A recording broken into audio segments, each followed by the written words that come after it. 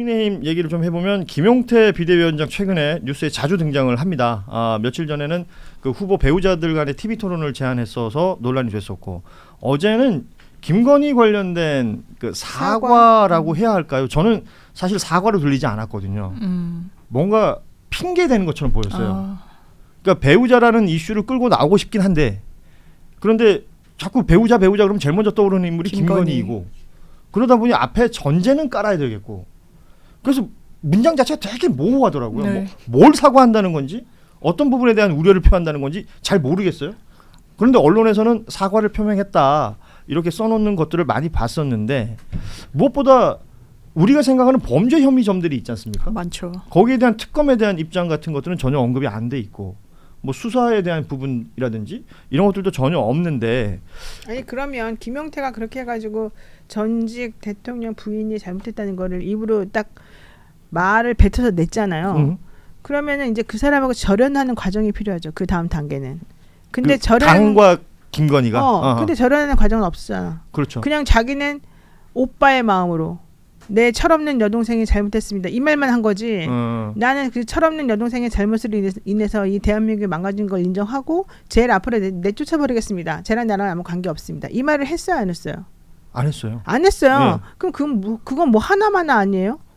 그렇잖아요. 그걸 왜 해요? 게다가 우리가 보통 혼날 때 엄마들한테 혼날 때 괴로운 거 중에 하나가 엄마 혼났어요. 뭐 혼났니? 뭘 잘못했니? 다 잘못했어요.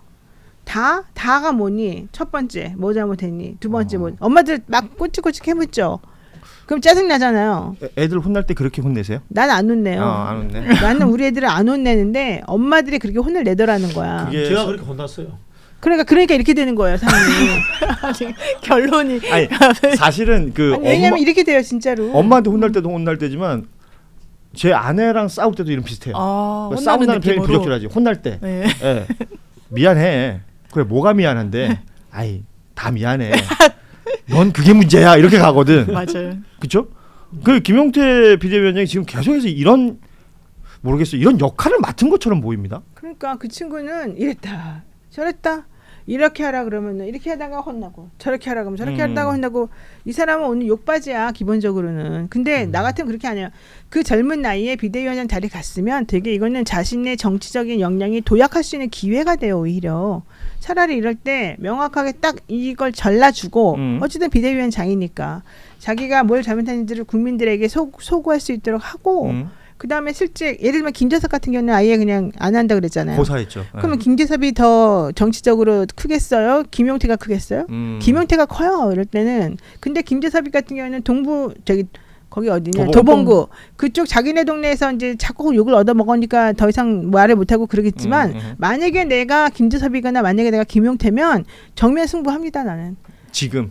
나 이거 잘못한 거 맞습니다. 우리 기존에 있던 사람들 다 잘못했습니다. 누가 내란을 옹호합니까? 우리 내란 세력하고 척결하고 그다음에 윤석열 대통령 아직도 부정선거에 헤매면서 거의 쫓아가가지고 잠이나 퍼자고 있고 이거 용서할 수 없습니다. 그리고 이준석 대표는 부인이 없으니까 모르겠지만 부인이 있는 사람들끼리 지금 누가 더 잘했나 누가 더 못했나 우리 후보가 시원찮으니까 부인이라도 내놓으려고 지금 보는데 이 부인도 내가 보니까 여기저기 살거리를 많이 치고 다니네. 이걸 할까 말까 자기가 판단을 해야 되는 거예요. 위에서 시킨다고 하는 게 아니라. 근데 김용태는 어줍잖아. 그게 바로 김용태의 한계야. 근데 그렇게라도 차라리 나는 김용태는 한동훈이랑 손잡아야 된다고 봐요. 김용태는요 여기서 팽당하면 아무것도 없어요. 김용태가 여기서 누구랑 손을 잡겠어요. 기본적으로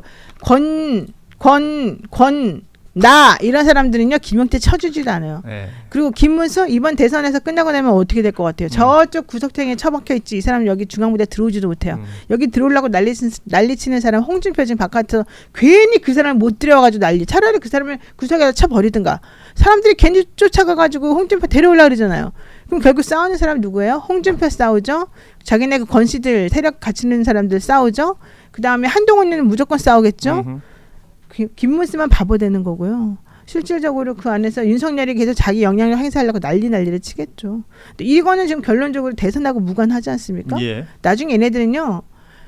후보자 이해 매수죄 이 매수죄에 걸릴 수도 있어요. 공직선거법상. 후보자한테 야 내가 당권 줄 테니까 너 나랑 단일화 해. 내 밑으로. 개혁신당 이거 완전히 공직선거법 위반 아닙니까? 예. 나는 그래서 그런 것들이 지금 참 어리석게 돌아가고 있고 예. 그러려면 비대위원장을 맡았어 오히려 본인에게 스포트라이트가 더 펼쳐질 가능성이 높아진다면 내가 김영태라면 오히려 자기가 얼마나 가치관이 올바른지 얼마나 똑똑한 청년이지 얼마나 뭐 하나라도 제대로 끝까지 해내는 사람인지를 보여주는 게 중요하다고 보는데 이 사람 이랬다 저랬다 안 돼. 그러니까 그 우리 김용태 비대위원장은 지금 친윤의 뿌락치 예. 또는 그래. 친윤의 끈앞을 그렇지. 역할을 하고 있는 듯합니다. 네. 아, 이게 확실히 학습 능력이 좋으십니다. 네, 바로 외우셨네요. 두 주거니 단어. 받거니 사실 좋대요. 그 김건희 씨 문제가 아니라 제가 확인을 해보니까 김용태가 윤석열 탄핵 때 탄핵 투표에 불참했어요. 맞아요. 기권했어요. 네, 예. 네. 그러니까 맞아. 그런 자신의 행동부터 반성해야 돼요. 맞습니다. 이게 진심이라면. 네. 그래요. 예. 우리 노영희 변호사 한 2분 가까이 혼자서 지금 오. 거의 랩을 했지 않습니까? 쇼츠 2개 가능합니까? 예. 와우, 아, 100만 값시다. 예. 김용태는 한동훈에게 가라. 요 제목 하나 뽑아주세요. 예. 자, 김건희 이름이 거론이 됐으니까 검찰 수사 기록들이 지금 계속 흘러나오면서 보도가 되고 있습니다. 통일교회 전 간부 윤모 씨가 건진 법사에게 선물했다. 그러니까 건네줘라 김건희에게 네. 라고 선물했다는 그 샤넬백이 하나가 아니고 2개였다. 그리고 그 2개는 김건희를 오랜 시간 보좌였던 유경옥이라는 전 이제 대통령실 행정관이죠. 그리고 코바나 컨텐츠 시절부터 수행비서였고 이 사람이 2개 다 받아가지고 웃돈 붙여가지고 제품을 교환하는 어제 저희가 방송하고 있었더니 이제 댓글로 샤넬 깡이라는 신조어가 올라왔는데 가방깡. 그런 일이 있었다. 그리고 이 선물이 그러니까 샤넬백이 이 유경옥 씨에게 전달됐던 시점이 또 중요할 것 같아요. 2022년 4월과 7월로 지금 나와 있는데 그 뒤에 23년 1월에 김건희와 건진 법사 간의 이제 전화 통화 내역들도 확인이 된다. 이게 이제 수사 내용이거든요. 맞습니다. 근데 김건희 쪽에서의 해명은 그 유경옥 씨라는 사람이 나 모르게 그냥 알아서 심부름한 거다. 그러니까 나는 가방 받은 적 없다라는 얘기를 하고 있어요. 그렇죠. 그런데 이게 참 설득력이 떨어지는 해명인 것이 이해가 잘 안 되잖아요. 이해가 그리고 안 되죠. 그럼 건진 법사가 우리 흔히 말하는 무속인이 대통령실 행정관한테 심부름 시켰다는 거고 네. 이 행정관은 그 심부름을 굉장히 성심성의껏 했다는 얘기거든요. 그 당시엔 행정관 현직이었으니까요. 그러니까요. 그리고 건진법사라는 사람이 지금 거짓말한 거는 딱 들통난 게 있어요. 처음에 가방이 이슈가 됐을 때 이 샤넬 가방 천수삼 그라프 목걸이를 줬다라고 그랬었어요. 그거 어떻게 됐냐라고 했을 때 나한테 주라고 한 건 맞지만 자기 잃어버렸다라 그랬어요. 그런데 지금 유경옥 씨가 그러니까 딱 시리얼 넘버를 봤더니 이 유모 씨 통일교 2인자의 처제인가가 사갔다는 거 아닙니까? 예. 그래서 지금 건진한테 건네지고 그 가방의 행방이 유경옥한테 간 것까지는 확인이 된 거예요. 그러니까 수사로. 돌았다라는 건 보이는 돌았죠. 거죠. 예. 그럼 유경옥한테 간 건 어떻게 됐냐 했더니 말을 바꾸는 거예요. 그러니까 잃어버렸다면서요. 그런데 내가 이거는 좀 100만 원. 이 샤넬백도 1,000만 원짜리를 100만 원 얹어서 교체를 합니다. 교환을 하죠. 교환을 네. 해요. 그리고 나중에 200만 원을 더 얹어서 다른 가방을 또 교환을 한단 말이에요. 근데 내가 시켰다. 이거 말되지 않아요. 처음 말이랑 완전히 바뀌기도 했고요. 아주 자연스러운 건 제 생각입니다만 김건희한테 간 거예요. 그런데 똑같은 백이 있거나 아니면은 마음에 들지 않거나 그러면 돈을 조금 더 주고 바꾸고 이렇게 하는 게 훨씬 자연스러워요. 통상의 어떤 상식에 했을 때 이것을 청와대 행정관한테 굳이 개인 심부름을 명품백을 내 건데 그래서 그 명품백 그러면 어딨냐 그랬어요. 당신이 심부름 시켰으면 다시 받아갔을 거 아니냐. 그러니까 그럼 당신은 잃어버렸다. 어딨냐. 그러니까 내가 은신처가 많아서 잃어버렸다. 왜 제가 수사 입회할 때 되게 베테랑 수사관이 했던 말이 있어요. 진실은 간단하다. 저는 그 말이 맞다고 생각합니다. 진실은 간단하다. 하여튼 상식적이지 않은 이런 말들이 나오는 것을 두고 뭐 그럼에도 불구하고 아직 소환도 안 되고 있고 확인도 안 되고 있고 뭐 대선 전에 뭐 결론 날 것 같지도 않고 그래서 또 결국은 결론은 버킹검 결론은 특검이다. 뭐 이런 얘기로 계속 귀결이 되는 것 같아요. 예. 결론은 버킹검 알아들으시네요? 저는 처음 들었어요. 옛날 사람? 저는 못 알아들어가지고. 옛날 그 신사복 광고가 있었어요. 자, 예. 1부 웃고 즐기는 사이에 1부가 마무리가 됐습니다. 결국은 예. 특검으로 다 가야 되는데 이게 정부 바뀌고 난 뒤에 특검으로 갈 것 같고요.